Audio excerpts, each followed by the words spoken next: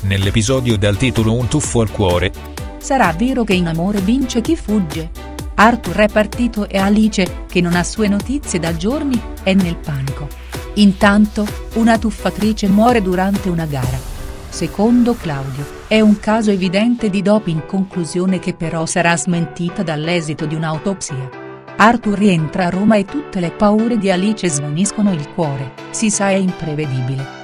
Grazie ai suoi tumulti, tutto è più facile da accettare. Nell'episodio dal titolo Per sempre bella. Alice, alle prese con l'ideazione di un nuovo look alla viglia della prima cena a casa Malcomes, si sente più insicura che mai. Intanto, la titolare di una clinica di bellezza muore prima di sottoporsi a un intervento di chirurgia plastica. Il decesso è stato causato da un arresto cardiocircolatorio dovuto a un medicinale contenuto nella preanestesia. Errore umano o atto premeditato?